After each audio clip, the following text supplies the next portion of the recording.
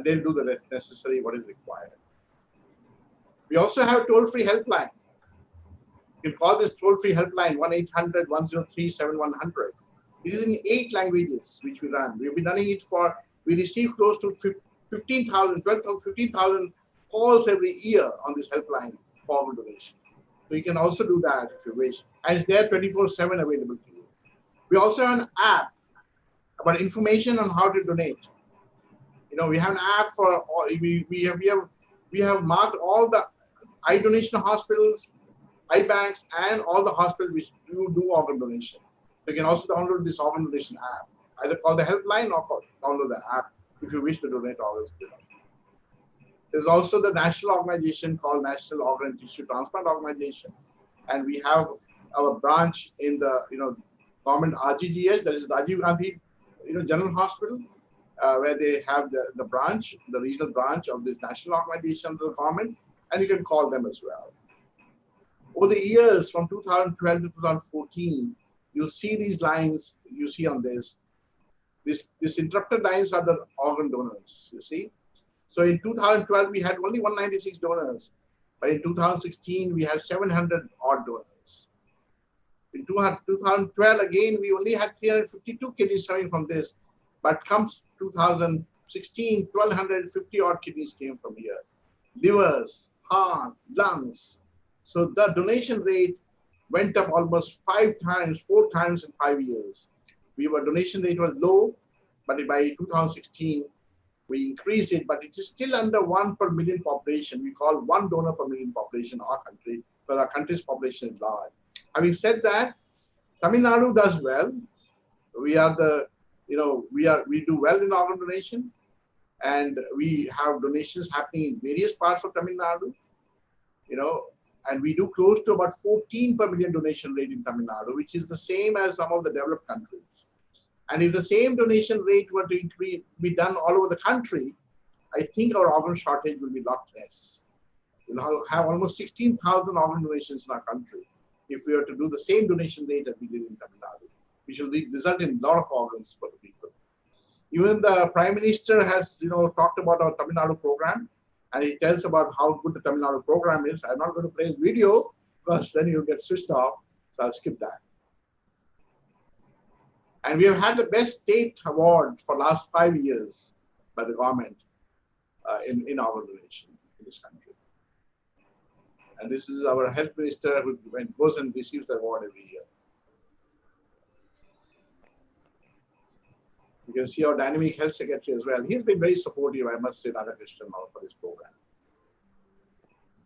So a successful model requires a lot of work together of the state health department working with government hospitals, private hospitals, public at large, and NGOs. Only then you can create a successful model. It's a complex field. You have the relatives who are grieved, somebody needs to counsel them. So as Bone Foundation, we actually train people on how to do counseling. And we train them and we put them in government hospitals. So our counselors or transplant coordinators work in almost all government hospitals in Tamil Nadu today. They also work in Rajasthan. We started the program in Rajasthan when they didn't have any disease donation. We started the program in Kerala.